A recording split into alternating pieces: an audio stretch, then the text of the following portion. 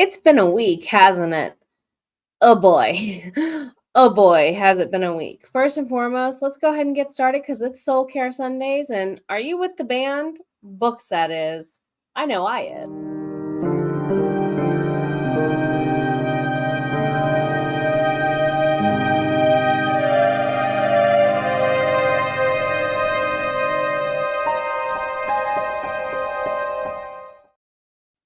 Welcome to Soul Care Sundays. My name is Jenna O'Malley. I am your soul writer, author of sci-fi, fantasy with dashes of romance and nerdy references, such as the Myrna Annals.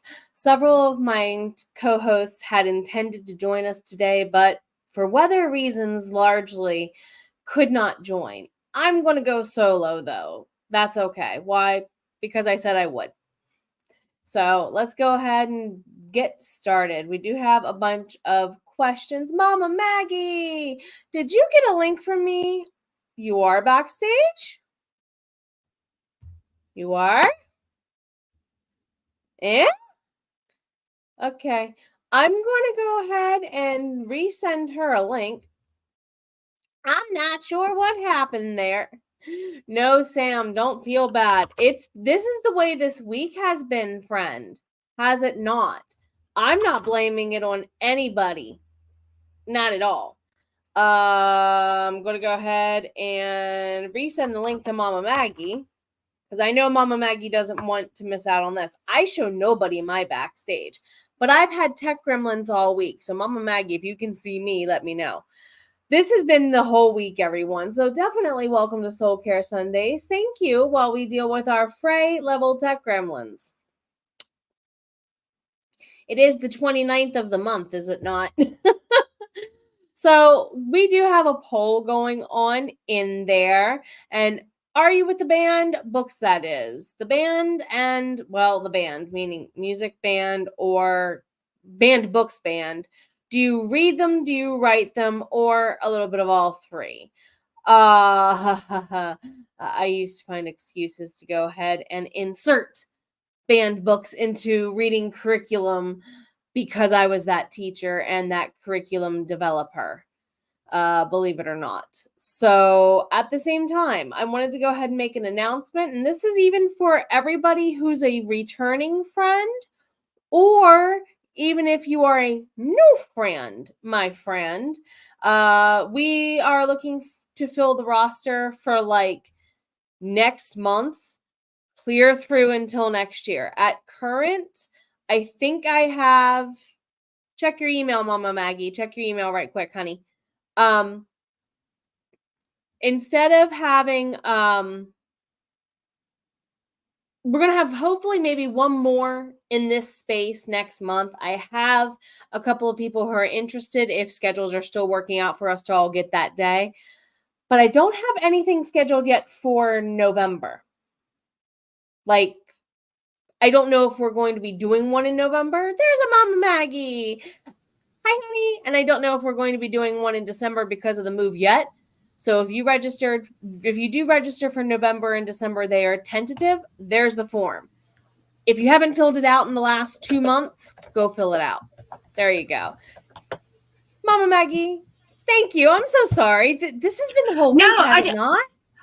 I clicked the link, and it was like the black stage was just black. And I was like, okay, well, maybe she's not logged in yet. Maybe she's this. And I had the video up, and then I heard your voice start, and I was like, wait a minute.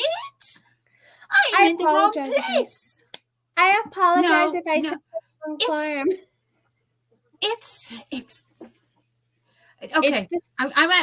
Here's something for everyone's perspective. Okay, we have a G5 solar storm going on this week. The West Coast is burning. The East Coast is flooding.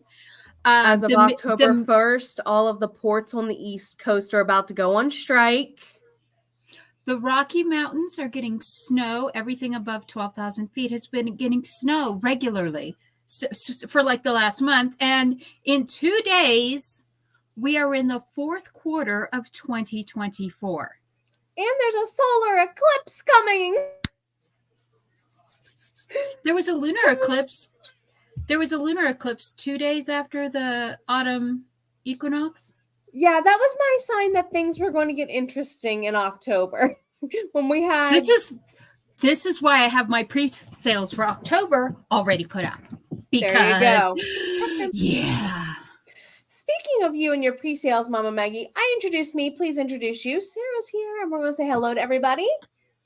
Hello, lovelies. I'm Mama Maggie Ward, independent author, migraine sufferer, stroke survivor, and I write books. Currently, I have 32 books on Amazon. I have pre-sales for Windswept Stars, which is book number 4 of Pagosa Stars in the Pagosa Cliffs series. And coming at the end of the month on the 20th, I will be releasing the next Relic of Time Wars sci-fi fantasy book, The Dauntless Deception. So, yeah, check out my pre-sale links. Check out my Amazon page. I have all the books. I was doing my back matter pages, updating them, and I realized that I have my publishing for this year and all of next year already planned out. You too, huh? Yeah. I just need to do formatting. Yeah. You need to do what? Formatting. Ugh. That's literally what I'm doing. Book 3, Bound by Vengeance in Mind, comes back out in ebook this week, and hopefully I can get all the paperback issues for all 3 fixed this week. Because they keep sending me little snag here, little snag there kind of complaints on it. So, yeah, I ran into a very interesting conundrum. I have books ready to go for launching in February, March, April, and then again in September, October, November, but I don't have book covers. I have my book covers. There's 2 of the Pagosa Cliff series that are actually with Editingle Indie House Publishing House, and it's their job to come up with the covers because they're publishing the book. So those I don't have covers for. Everything else I have covers for. Everything else I have covers for. I don't. I had to take the cover money for move money. So my publication schedule is okay so long as I can find decently priced covers. So speaking of books, if you have any questions about banned books or have any comments, put them here. Also, Mama Maggie, what does banned books mean to you by experience and definition? Okay. So I am a child of the 70s. I am pretty much probably the age of most of your mothers. And brothers, there were books honey, brothers. There were books banned in the 70s and 80s that were like considered like communist manifestos, Marxist manifestos. There was several books that they weren't banned, but they were shunned during the late 80s and early 90s, having to do with the AIDS pandemic. And before you start coming for me about this, you were not alive in this time. You do not know how freaked out everyone was by this disease that destroyed your immune system, made you susceptible to viral cancers, and they had no idea how it was transmitted. Not yet. They had no idea then, and they were like, oh, the government was so mean then because they were talking about putting HIV positive people in communes. There was a reason. They had no idea. All they knew is that it was some kind of fluid transfer. At the time, I went and I had 2 very good friends of mine who both died of HIV before 1990. They found out in 88 they had HIV. They were a couple. One died in 89. The other one died in 90. My heart was broken. I was volunteering at a hospital where children born to HIV positive mothers were basically abandoned. I mean, literally, the mother that's the really hard. And the mom sometimes didn't even know until the baby was born. They didn't know till the baby was born. And the families were like, absolutely not. We will not take this child. And some of these children had very bad birth defects as a result of this. And there was no medicine. Current antivirals weren't working, and they were so far back from what we have now that it is unbelievable. I mean, it's like it's the equivalent of taking an aspirin for a broken arm. That's the difference in the quality, in the type of quality of the antivirals then. And my first husband found out that I was going and volunteering to hold babies. Just go hold the babies because children need contact, human contact. And we were full. Without it. We've had clear face masks on so the babies could see our faces, but we had full protective gear on. That was part of the thing. And even though I had no physical exposure, my ex-husband at the time demanded I take an HIV test when he found out I was doing this volunteer work. And so there were books about what it was like struggling with HIV, what it was like going through this, what it was like being shunned by this. And, because you were part of a community that, and you may or may not have this disease. And so those books were, and the books, because during the Reagan years, during the Clinton years, there was this very strong anti-Soviet attitude. It was before the wall came down, and there were very strong and so Russian authors banned. Yeah. Chinese authors banned. Mm-hmm. And, it was a generation that literally there were so many of us, we were just waiting for the mushroom clouds. And, if this new disease wasn't going to get us, the mushroom cloud was going to get us. If that didn't get us, it was some bioterrorism weapon that was going to get us. Mm-hmm. And so there were books that were, you're not allowed to read. There were books that some communities, like, if they were anti-Christian, because I grew up in Texas in the Bible Belt, if they were anti-Christian sentiments in the books, they weren't banned, but they were frowned upon. We didn't have books banned in schools like they do now. There were just books that they were like, if you're reading this book for a project, your parents have to sign a waiver. That's still true today with certain things. As a teacher, when my seniors they picked to read the things they carried, I still had to have, even if they were 18, mom and dad's okay, because some of the things that happened in that book, they had to be able to speak up if they didn't think their kid could handle it. And we were reading things like A Streetcar Named Desire and Where the Red Ferns Grow. I mean, you're 8th graders and you're reading The Glass Menagerie and F. Scott Fitzgerald. Oh my God, he should never be on a junior high or high school reading list. I will stand on this hill till I get hit by lightning. Him and Willa Cather are amazing for a senior novel study choice. High school, college kids. Yep. But there's a lot of things that we were reading. There's an essay in A Streetcar Named Desire, and yet we were reading that as freshmen in high school. Mm-hmm. That was appropriate reading because it was a great classic. What? My seniors chose to do a comparative, a different year. They chose to do a comparative study of Tennessee Williams. They got to pick one playwright. And I'm like, of all the playwrights you would pick, why Tennessee Williams?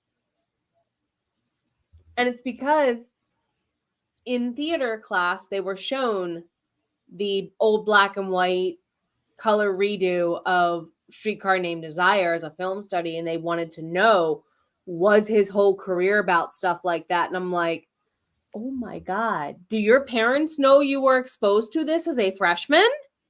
No. Yeah, no. And it's like, and we started, and the stuff that we were reading, like there was one book that I read at 6. I was a first grader. And I read a book called The Star Girl. And the book had to do with a little girl these group of friends find this little girl. Mm-hmm. And she is from Venus, from the colony, from this secret space colony on Venus. And she's never seen the sunshine. And so they find her, and she's very pale and she's very wan. And then you find out that she was a victim of severe bullying, to the point that the reason that she ran away from her father when they were visiting Earth was because she did not want to go home. She was so bullied by her classmates that she did not want to go home. And, and this was a book fair book that I bought with my own money. And I love this story. It was one of my first science fiction stories. And I was so happy to, have bought this book. And I loved space and science fiction. I loved all of that. But, it had some very difficult themes. And like in 8th grade, like Sam says, Anne Frank was something we read in 8th grade. To Kill a Mockingbird, Of Mice and Men. These were all mandatory readings. I mean, I wouldn't teach these to 10th graders. In 7th grade, we did Mark Twain. Yeah. And in Mark Twain, there's a murder. There's an SA. There is blatant racism. Now, growing up in the deep South in Texas, this was before it became completely inappropriate for anyone anywhere to use the N-word. Right. So that was not the problem. That was not the problem in our school. The problem is there were 2 boys on the run from murderers, and the police were not helping them. And that was the issue the community had with the book.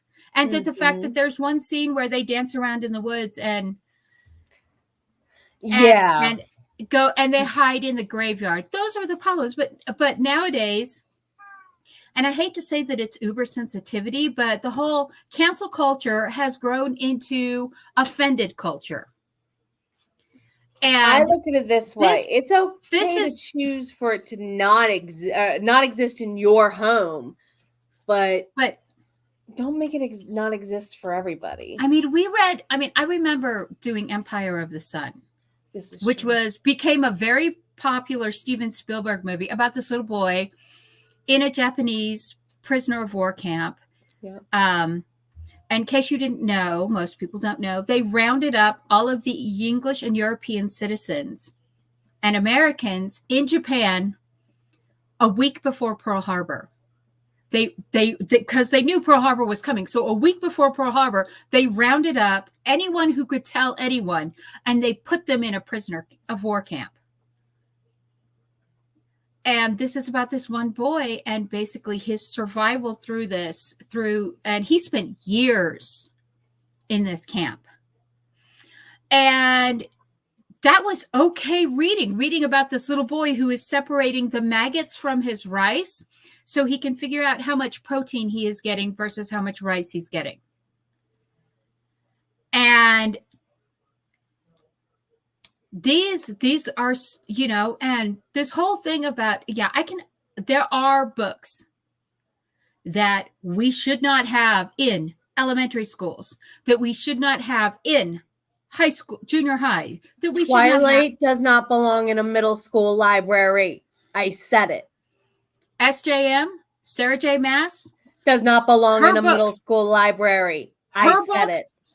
Should be, even her YA books have some very inappropriate themes for children. Yeah. And this is where we need to decide between books that should be banned for schools and a book rating system, because we do not have an appropriate book rating system right now. Yes. We have a genre system that, this is the genre, it's this genre, it's that genre.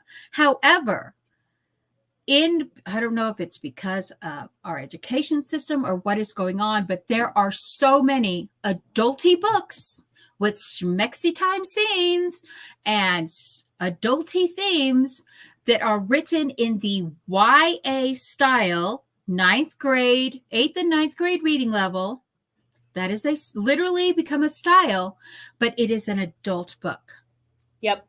And I did work as a developmental reading teacher with a middle school right before the pandemic hit and made me go full on virtual.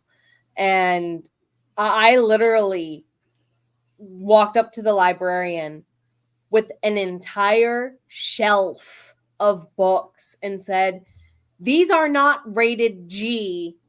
They're not even rated T for teen. They would be at least PG-16 or up. What are they doing in a middle school library? The children were requesting them. Then they can go across the street, because where I worked was literally across the street from the public library. And their school ID was their library card. They tied them together. They can go across the street and pick it from the public library. Do you know the liability it is to use educational library funding on stuff that is PG-16 rated, equivalency and up? You could lose your licensing as a librarian. See, and I'm from rural schools, so we had a library for everyone. The schools were connected. There was a library for everyone. But there was the elementary section, the junior high section, the high school section. And you were not allowed in the section. You were not allowed to cross over. I mean, you could, like, because I was an advanced student and I drove my first grade teacher insane because I had already read the encyclopedias by the time I was in first grade. Because I was the child that learned to read at 2.5 and 3 years old. So she did not know how to handle me when she was used to kids who didn't even know how to write their name hardly.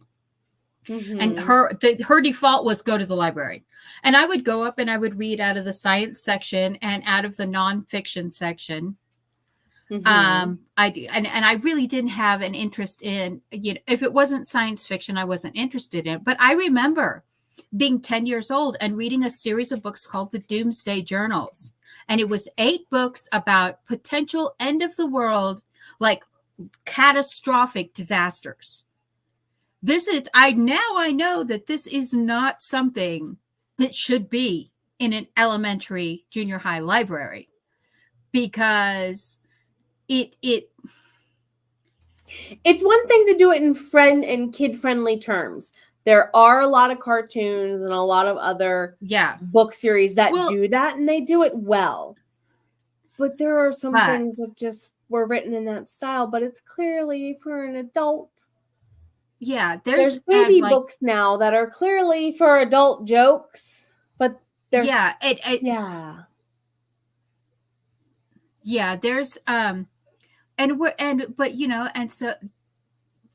so we need a rating system. It's not a banning system. And like some of the ridiculous reasons, like, we're banning Dr. Seuss because, as an adult, you perceive this in a very different way than it was intended.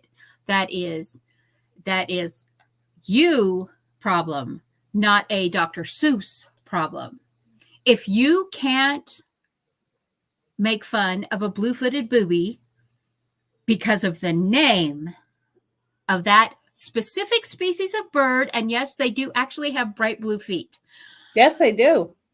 That is a you problem. That is the adulty filter goggles that you are wearing, seeing everything sexualized. And the opposite side of that is sexualized content ending up with children. And it's okay for you to age backwards on that, not forwards. What is the blue-eyed? What is the blue-eyed book? The book, the blue-eyed. It's been banned in like 12 states, but the reason it is banned is because it sexualizes children, and there's an essay of a child and violent child abuse in it. This is not something that anyone below the age of a very mature 16 needs to read. And they're like, but the child is 9. That doesn't matter. The age of the child in the book doesn't matter. The trauma of the child matters. It's like Harry Potter. Yeah. I don't think Harry Potter should be YA. Harry Potter very mature YA, yes. But YA 13, maybe YA 12 or 13. Yeah. But like his age or up. But no one honestly should be a high school read. Yeah, what The Bluest Eyes, I think that's it. Thank you, Lori.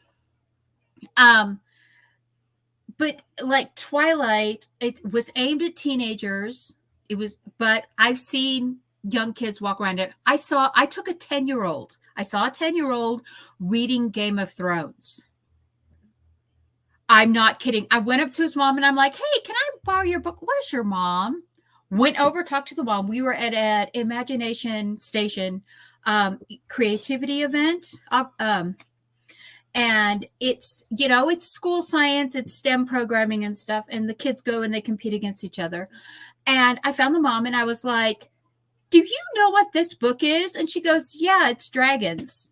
And I was like, okay, this is the French royal court with all of the incest and the lack of consent between adults and the assault on younger powerless people and murder. And this is not appropriate reading for your 10-year-old. And the woman was like, what? And I'm like, you need to read these before you give them to him, because it is completely going to skew how he perceives male-female relationships in this formative period that he's in. But she had no idea. It was when Game of Thrones first came out. They were just starting the TV series and it just looked cool. They weren't really getting into all the toxicity of it.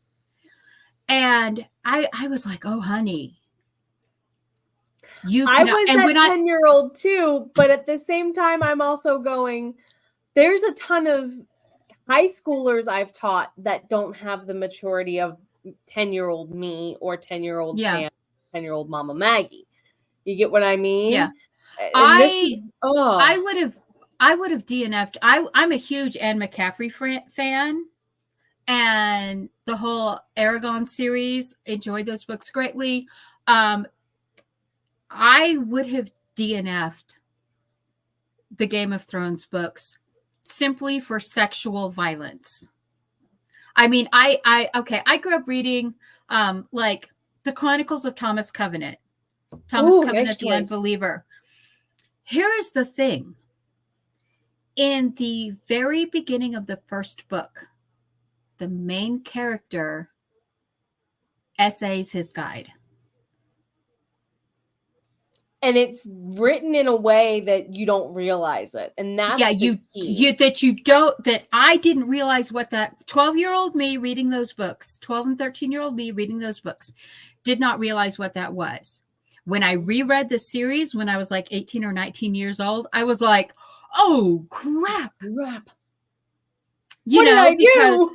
Because when Thomas's daughter shows up later as the High Coven priestess, you don't realize that her birth was from lack of consent until her stepfather confronts Thomas much later, and that is 6 books later. That's the 5th or 6th book. So Flowers for Algernon. It is here in Maryland and West Virginia. I could teach it when I taught in Pennsylvania, Michigan, and California, but I could not teach it in Maryland or West Virginia. And I could teach it in those states here in the U.S., but I could not teach it in Brazil. It was acceptable at 2 of the schools I taught with in Japan, but not 3 others. Oh, what was that movie? So it can literally be not just district to district, but state to state, country to country, school to school. So literally, if you have kids in school this year and you are not sure of what their approved or banned booked lists are, you need to check. This is good to know because I have family up in Maine, and good to know. What's up, Mama Maggie? My Girl was in a film in 1991, became a book, got onto the reading list for schools. Now, if you don't know this story, it's about 2 friends. One of them, a girl, she's escaping the death of a parent. She retreats into this fantasy world. Her best friend dies on page from a bee sting. So it's like, I've seen kids get that level sick from bee stings. It is traumatizing. Like, their friends freak out. Yeah, and it's like we understand that these are 8-9-year-old kids in the book. but it's not appropriate for 8 and 9-year-old kids to read. There are books out there without for a kids. parent, without a parent talking them through what is this trauma. Like my eldest is autistic. She does better when I read. She either has to have pictures like mangas or she needs the book read to her. So I read books. One of them we read what is the one about the meatpacking plant? Oh, he did it. Yeah. He did it as a serial for a newspaper, and then they told him to wrap it up, so it just ends really weirdly. And it's basically the main character, but it talks about mistreatment of immigrants, bad working conditions, stuff like this. This is not a book that people need to read as freshmen. No. Or younger. Anything younger. And it's like they keep moving back these books. And I've noticed because these are books I read in 6th grade. Yeah. 6th and 7th grade. So they've moved them back to high school, the first years of high school. Now they're moving them to the junior and senior years of high school. But it's like the maturity scale of the students is sliding further down. So the next step is to move them into college. But the only way that we can really do this is we're going to have a rating system put into place, because there's these classic books that they need to exist. They have their intention. They need to exist. We just need to be able to know kind of like with what, because I grew up in the 90s when the ESRB was formed. And yeah, it helps. Not just parents, but I think it helps everybody at a glimpse to know, okay, it says gory, but how gory? If it says gore Y7, I know to expect like Animaniacs level gore, you know? But if it says gore NC-17, okay, somebody's losing a limb actively on camera and there's splattering everywhere. Got it. Yeah. That is a very nice to know at a glimpse what I'm getting myself into. And I think it's very interesting that the publishing houses are the reason that books are not included. And am I the only one they noticed that fought not it. the only one included? They fought it. They fought being included. Because they were like, it limits our marketability of our product.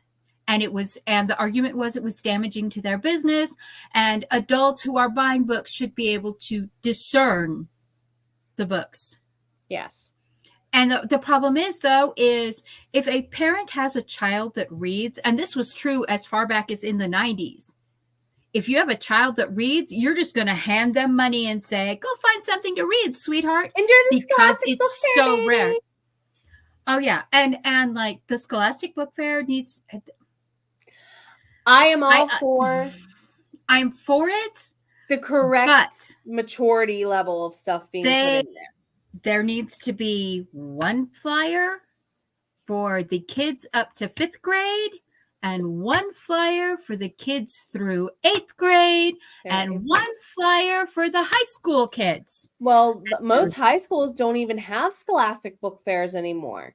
They just mostly focus on the elementary and middle, and the schools can request certain packages to come visit, and there's actually packages that are heavily censored, but not necessarily for the correct reasons are they heavily censored.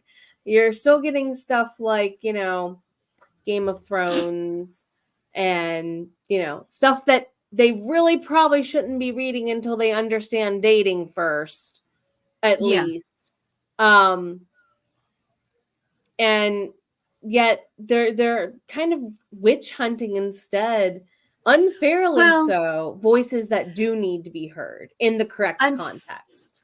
Unfortunately, we have hit this place where we've gone from cancel culture, to offended culture.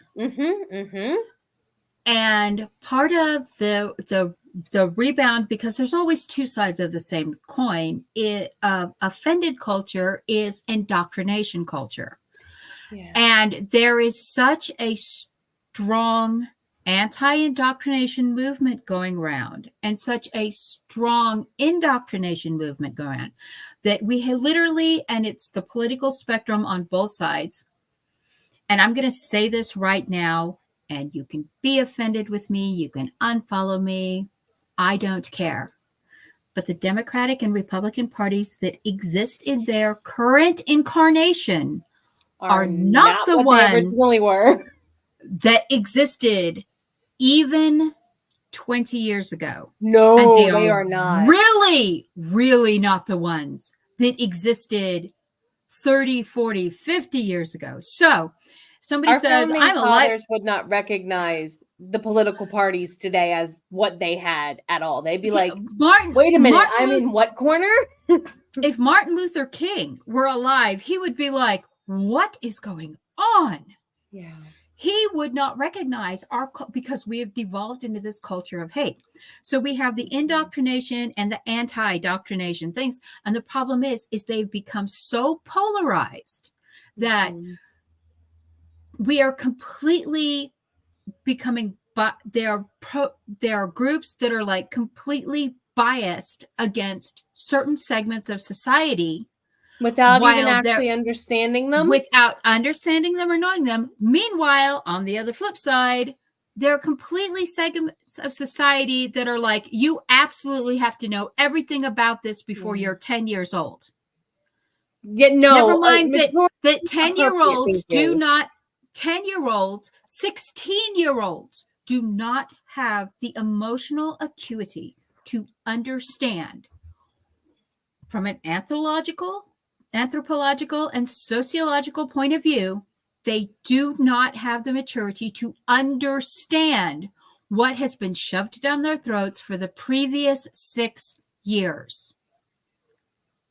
There's a lot of adults they are banning Mama Maggie. And the thing is because of this, the offended culture that's going on, there are books like The Freedom Road by the Harriet Tubman story that are getting banned.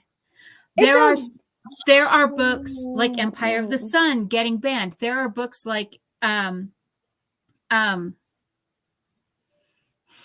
what is that book? It's a book on Vietnamese immigrants. Oh, I can't think of the name of it. The girl wrote the story about their whole village got evacuated and moved to Houston, and they dealt with racism literally on every side, from being this Vietnamese community that was basically taken from Vietnam, went to Houston, and they were just trying to figure out a way to survive. Exactly. 25 to 35 is actually more appropriate, depending on whether or not they were exposed to trauma and other substances like molds, leads, things of that nature. It's usually 25 to 35. Anybody who starts using cannabis, your emotional and mental maturity stops at that age. Yeah. So whatever age you start using cannabis, that is where your maturity stops. And you have to be completely cannabis free for 4 to 5 years. That's true with a lot of prescription medication before you start emotionally maturing again. And that's true of alcohol. That is true of prescriptions. That is true of fentanyl, if you survive fentanyl. So yeah, our addiction culture, there are books that many people who have addiction issues will never be able to comprehend. Clockwork Orange. Oh, I love that book. Do androids dream of electric sheep? Oh my God. Books that exist simply for a question and nothing more. These are books that, and these are books that are being banned. Yeah. And here's the thing. The uber religious people are saying, the anti-indoctrination group and the uber right is saying that you can't have books that mention gay couples or gay people because that's indoctrination. Right. It depends. Is it a how-to guide to be a gay person? Not necessarily. It's like I had my Pagosa Glyph series was turned down by a major affiliate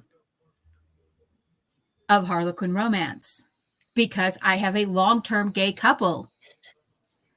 And I think the most you see them do is they hug each other, and there's like 4 places in the entire series where they have an on-screen kiss. It's an on-page kiss, nothing detailed. They just kiss each other because they love each other, and they are raising their children that they had through surrogates together. And much like my books, no one will touch them in trad publishing unless they go viral. Yeah, and it's like, well, you're promoting the gay agenda. I didn't, and it's like Spartan I'm Chimera. sorry, that's just how they appeared in my head, and I accept them for who they are. This couple is based on my 2 friends who passed away, so this is my homage to them. Right. But you know, there's The Good Earth by Pearl Buck. Good. Yes. Thank you, Lori. But there's a difference between I'm flaming and I'm fabulous in an elementary school library, and I'm flaming and I'm fabulous in a public library. Yes. Between demanding those 2 books that be in those libraries. And we need to be culturally aware. We need to know what's going on. Religious biases are really a problem here. Cultural biases are really a problem here. If you want to see for a country that's not supposed to have any of those things. Yeah, freedom of religion, freedom live your life and be happy. We have so many restrictions. And if you want to see what's the result of this is, look at Nazi Europe. Look at current day China. I actually look at what is going on in the Middle East. I had a conversation with a previous employer. They insisted that we teach a book literally entitled The Hitler Youth to 8th graders. And I'm like, whoa, wait a minute.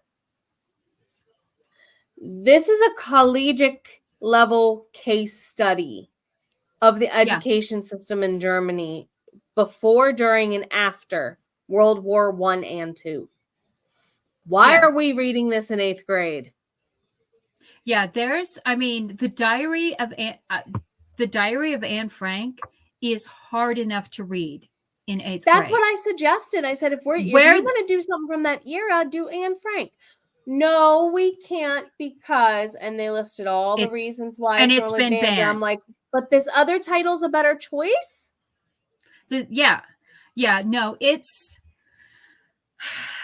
and I might get in trouble. I apologize for what I just said about certain things and said certain names, so please don't cancel me. Let's go ahead and redirect the conversation, actually, and start wrapping up and winding down as I'm seeing the time. Yeah. What were some ways writers can support banned books, especially those of us who write them? Because let's get real, my books will be banned, and I'm going to be the first person to admit my books do not belong in a school library.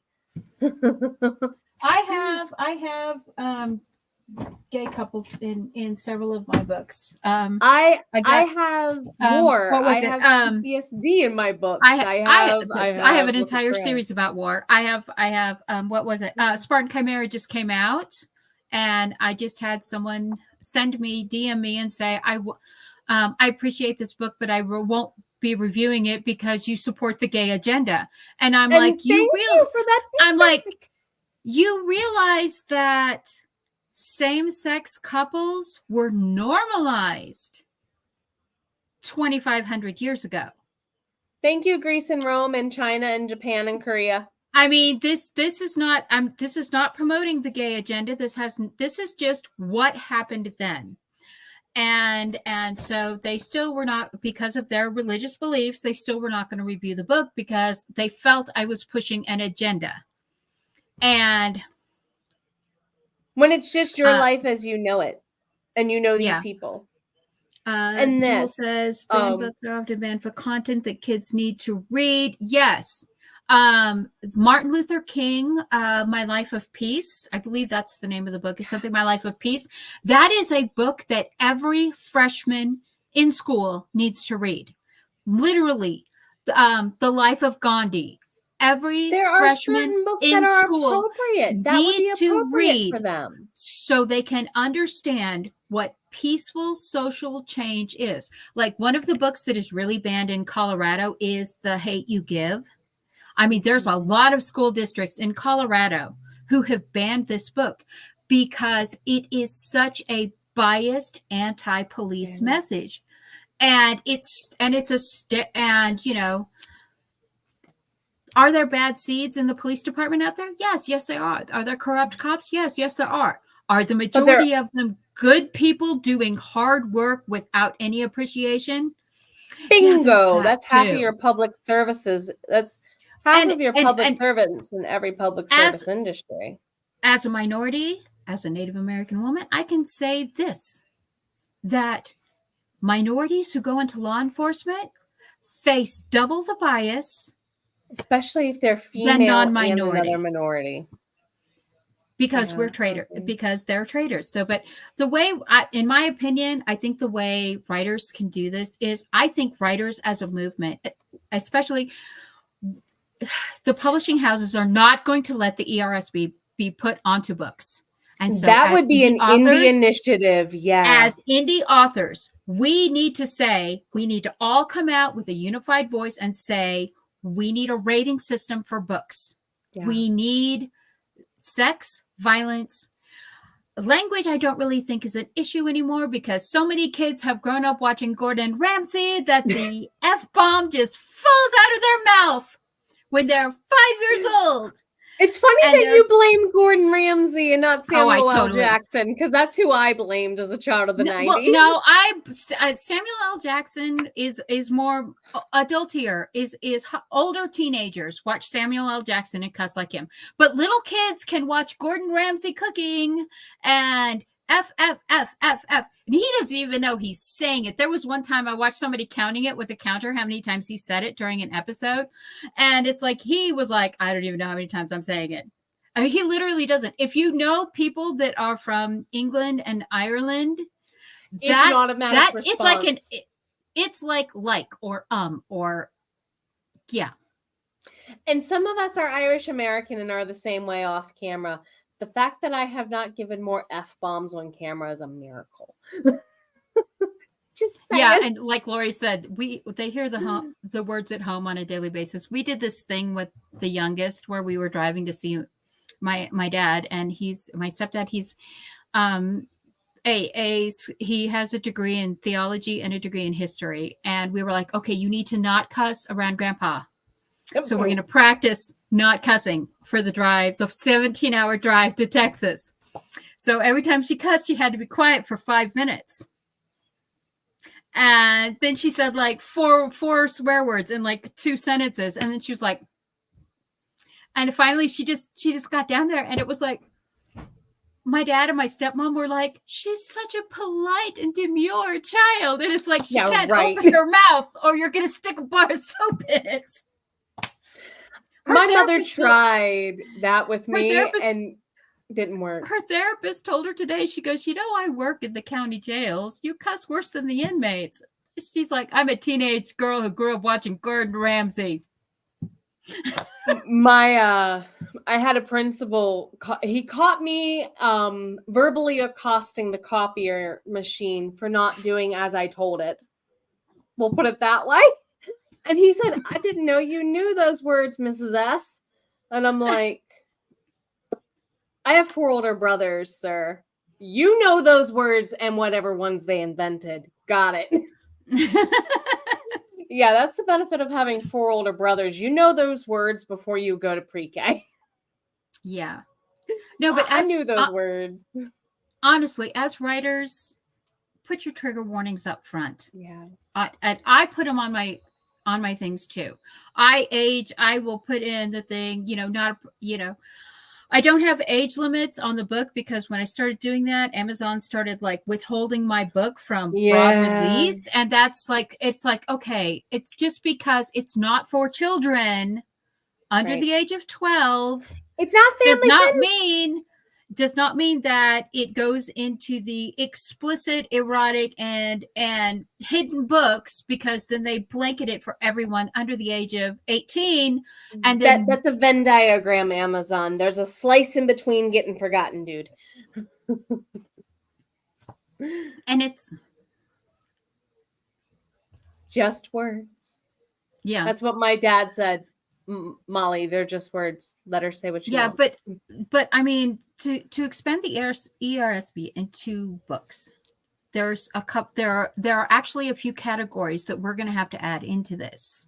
I mean, there's, and I say in Relic of Time Wars, this book is about war. It contains fantasy violence. It contains political discussions. It contains death. It contains murder. It contains war. It contains commentary on propaganda. And it's, as indie authors, we need to put all of these in the front of our book so that, if a parent has a child that's like, I want to read this book, the parent can go bloop, look at it and say, you need to wait a few years, honey. And I've actually had this happen at fairs where I've talked about my pitch system and whatnot in person. And I've, had a mom and daughter or a mom and son walk up, look at stuff and, blah, blah, blah. Oh, I might like this too. And I'm like, Mom, these are the three authors I compare it to: J.R. Ward, J.R.R. Martin, George R.R. Martin and J.R.R. Tolkien. I like all the R's, apparently. There's pirates in these books for a reason. And Mom looked at kiddo every time and said, I need to read these first and then share them with you. See, and that's the correct response. See, I was one of the moms that for our school library, Miss Sargent, she ran the library. I was one of the moms that she was like, can you read this? And it's like, there was one time that I literally took her back a stack of books and I'm like, these need to go for the older high school kids. These 4 books need to not be in the high school library. I know they were donated. I know they're brand new books and they're $30 a piece. Take them to the public library and redonate them. These should not be in our library. And it was nothing about being at a Christian school or anything like that. Right. It was just, there are, if there's going to be like consent issues, if there's going to be explicit violence teenagers don't know about that stuff yet. If there are a lot of things that need to go into the rating system, and fantasy violence is a thing. I mean, the video game rating system is getting much better at dealing with fantasy violence than the movie rating system. I'll agree with that. It might actually be better for writers to go with the video game rating system, which is a derivative of the ERSB, than for them to go with like the movie one. Because, and another thing that people need to realize is on-page violence, written violence, because you're reading it and your mind is translating it, there are situations that feel like they are happening to you much more so than if you're just sitting back watching a screen. And that can be a trauma. You can cause trauma. I remember reading Where the Red Fern Grows. Me and the school jock, me and one of the school jocks were the fastest readers in the class. And we finished it like one page apart and we're both breaking down, sobbing. Yeah. Now we were a full day ahead of everyone else in the class. And you can't say anything. And you can't say anything. The teacher was like, go sit outside. And we just sat in the hall. The two of us who are on completely opposite ends of the social spectrum are sitting in the hall, hugging each other, sobbing over the end of the book. For those of you who know the things they carried, there's a scene that happens with a dog. And that's all I'm going to say. It's not pretty. It's way not pretty. I tell the kids this is coming before we even pick the book because it's traumatic. And the day we get there, the day before, I would tell my kids who read ahead, how far are you? Stop when you get to blank page. We need to read this together. Well, and we would read it quietly together in class, nothing. Well, and one by one, it's like a domino. The room would just stop. I was lucky because we had a teacher who would discuss the trauma scenes with us. Like when we did Lord of the Flies, when Piggy dies, that is not something children should be reading. No. I mean, it was No. like kids your same age group. You're reading about kids your same age going completely savage. Yeah. And that book should be banned from elementary school reading, junior high reading. It should be pushed. But I read I that don't in want to 5th say it should be grade. banned. Why? I don't want. I read it in 7th grade. I don't think it should Why? be banned. I think it should be shifted Yeah. to a more age appropriate. And it's like when it came up for the girls to read, I did not let Ashley read that book. Yeah, you knew your kid. I knew the kids, and then I Mhm. had the middle read it. The youngest did not have to read it. She read what was that? I can't remember, but she did not have to read it. And I Mhm. was so glad, because we need to be aware of the mental maturity of our own children when they're going through reading this. And the thing is, And they're is not gonna hit the same milestones at the same time, and that's a as big you thing a did lot of school as an curriculum adult. claims to address and doesn't. It doesn't. The school curriculum should be putting stamps on it. Like Lord of the Flies should come with like multiple content warnings. Honors level 10th grade at the youngest. Where the red fern grows, multiple level warnings. Even Yeah. Anne Frank should come with warnings about racism, about war, about death. Everything else we consume seemingly has one. It might be time, and I do agree that might be something that's going to have to come out of maybe an indie line of, because Heart of I don't Darkness. foresee Heart of Darkness, man. I did not let my kids read that one.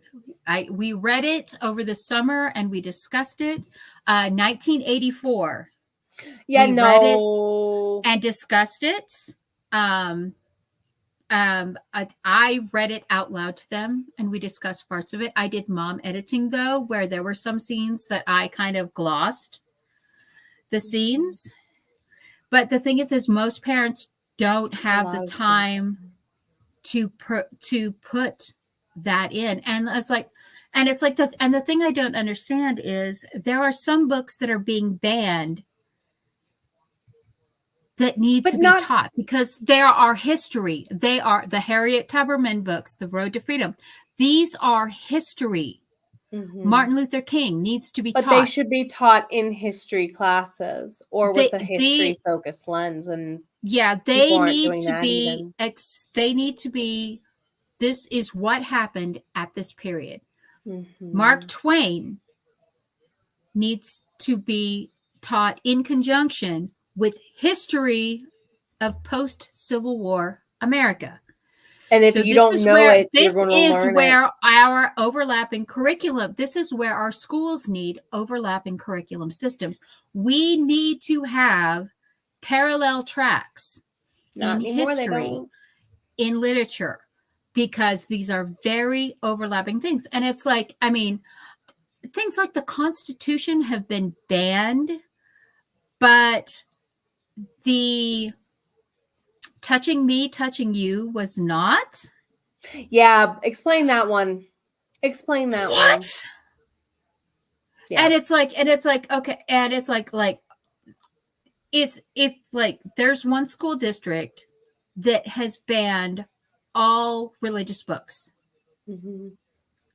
There is another school district, and that's all of them. That includes the Bible. Any religious toned book is not allowed. If you're going to teach one, teach them all. There is another school teach that none, you are allowed to have Bibles in the library, but you cannot have the Quran. You cannot have the Tao. If you're going to do one, you cannot have. You cannot have any. You can't have any Jewish books. You can't have. You cannot have these. It's. There is a separation of church and state for a reason. Yeah, exactly. But the other thing is politics. There are a lot of politics that are leaching into our children's books. Our children don't need to know. If your child knows what political party their teacher is, It's really that none of teacher their needs to go. business. That teacher needs to go. If the principal has to go down, stand in the door to stop a teacher from making a political rant. Now, we had a math teacher who did this to the point that she finally, they said, you can quit or you're fired. We don't care that we are understaffed. We will find someone to replace you. There are two things that children do not need in school and that they should not even be discussing until they're a junior in school. And when you're a junior in school is when you take U.S. government and economics. Those are graduation requirement classes. You don't take them till the end of your school. That is when you should be presented with those political ideologies. Telling people, starting off with 6-year-olds and telling them this group is bad, that group is bad, this group is evil, programs them to be afraid, programs them to be biased. This is what Hitler did. He started the Hitler Youth with educational initiatives from early elementary level. And this is a problem. And I'm all for the kids getting exposed to what is appropriate. And I'm saying this as an English and developmental reading teacher. There are plenty of texts that represent diverse cultures that are appropriate to the child's reading and maturity level. That's what they should be exposed to. Yes, children will advance and people will advance at different maturity levels from other people. That's human nature. Get over it. Does it mean the options should be unavailable? No, kind of like a video game. You got to level up the skills together to unlock those doors. And you can't have children who are terrified of school shootings also terrified that the police who are also terrified of the police, who are the ones who will come to rescue them if there is a school shooting. This dichotomy of mentality of you have to have both sides of the coin, that does not work.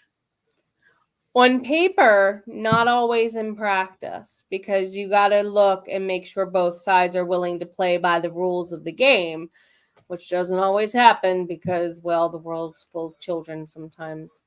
So we are going to go ahead and wrap up and wind down. Most of us are in agreement with the poll that we're with the band and, well, the band. Yeah. But seriously, indie authors, this is the platform that we have to stand up on. This is the one that we have to say there needs to be a rating system. There needs to be an age-appropriate system. School curriculums need to be reset. Reader avatars in our businesses for a reason. And unfortunately, with things like Kindle Unlimited, giving your child Kindle Unlimited is a wonderful, without the kids level in place. Ooh. Please set the parental controls. Please. You are their bumper pads. I know you're happy your child is reading. We are happy for you. Your child is reading. You're making future customers for us.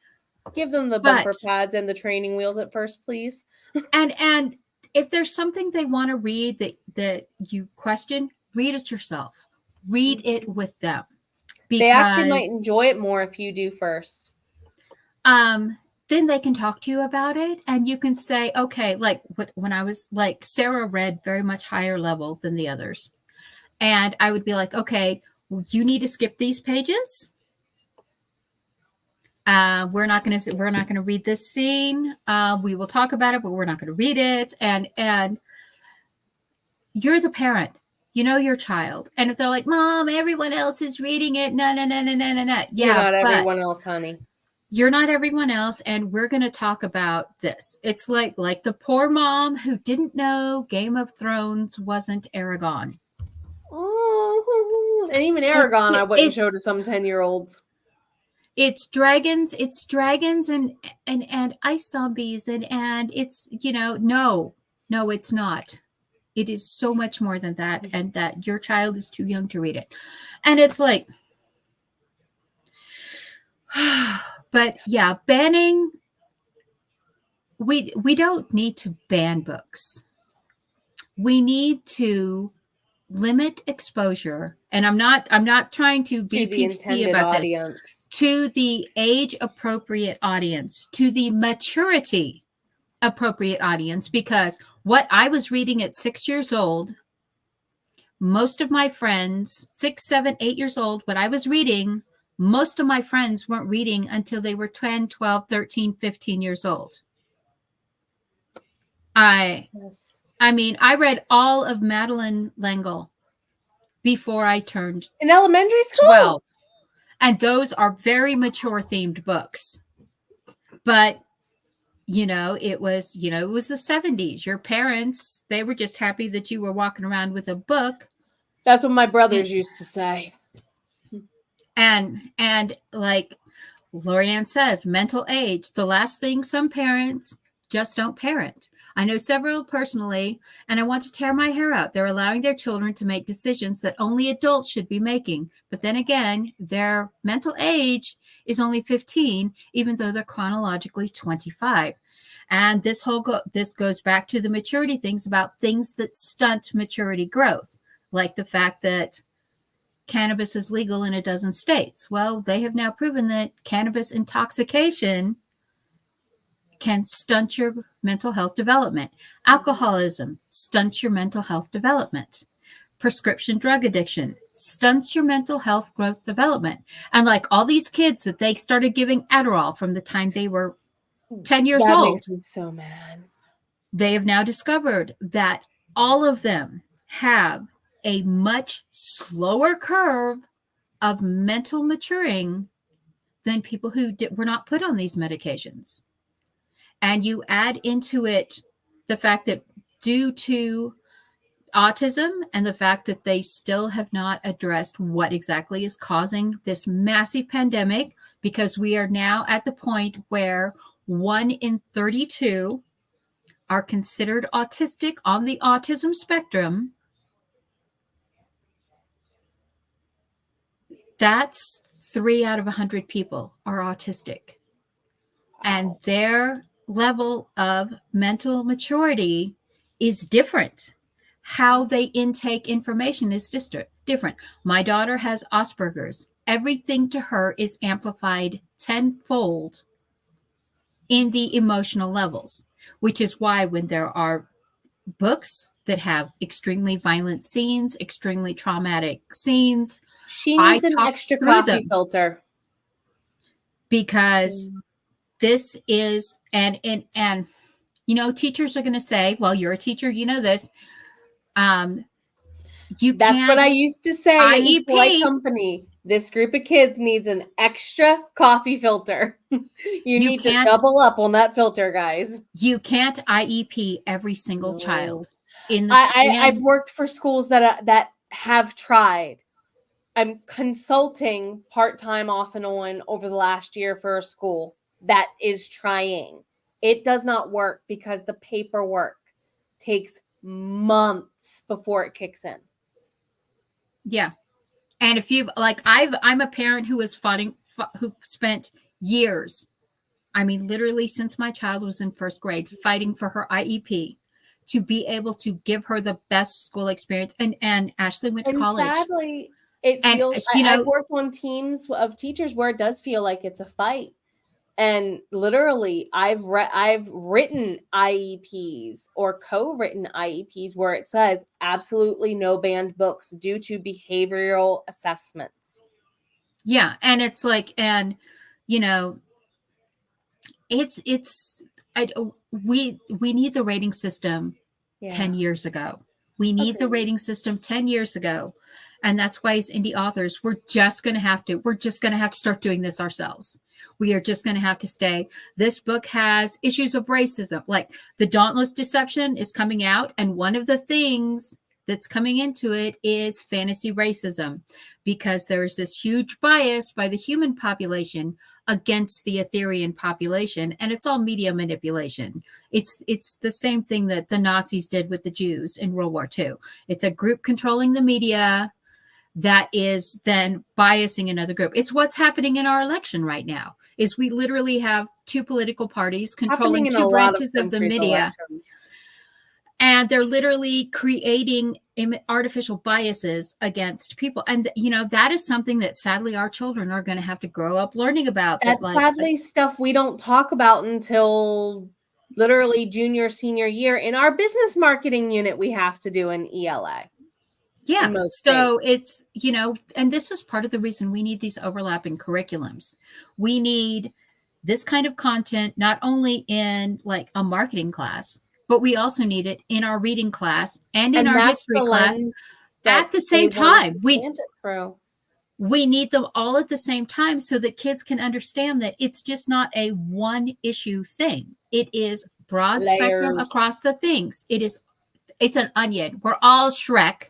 Oh my God. Onions. Even Shrek would call this an onion. Shrek would even say it's an onion. Goodness me. And on that note, let's get an outro for you and wrap up and wind down, Mama Maggie. Okay, sorry. You and I could talk about this for like 6 hours. But yeah, just indie authors, if you're out there, I'm Mama Maggie Ward, independent author, stroke survivor. I am the trigger warning queen, because not only do they go on the front of my books, they go on my chapters too, because as a trauma survivor, I know that there are things that some people just can't read across. You come across them reading, and that is a trigger, and that is the same as if it's being done to them again. There are books out there that are banned, books that are not banned, that have trauma-inducing things in them that should not be pushed on children at the age they're being pushed on. We need a rating system. I have a book, reading lexile and maturity lexile. My book coming out on October 10th, Windswept Stars, deals with both alcoholism relapse and OxyContin addiction. So yeah, not a light topic to it. Plus it talks about drug addiction and contaminated cannabis. So it's a nice Western read in a nice Western town with some pretty deep subtopics. And it's like, please don't put my books in a high school library. Also, please don't put the Myrna Annals in a high school library. College, probably okay. But yeah, book 3, Bound by Vengeance in Mind, is called what it is. And it comes back out to everyone within the next week. Yay! And yeah, if we're in the middle of a war in the Myrna Annals by book 3, and Frey's a recovering addict who's also dealing with commitment issues. So you have been warned. Don't let it read it to kids. Yeah, we need, as indie authors, we need to push for the rating system. The Trad Pub is not going to do it. The Big Four, they have been against this since the beginning. Since the 80s. They have been against a book rating system. We need to all understand it affects their business. Yeah, we need to understand though, the Trad Pub, they are not our friends. They do not support us. They want all indie authors to crawl in a hole and die because we're cutting into their bottom line. And so, yeah, we as indie authors, this is going to have to be our movement. We are the ones that are going to have to step forward with this. We uphold banned books and getting them in the hands of the people they were meant to be. And above all, take care of you. You've always been worth it.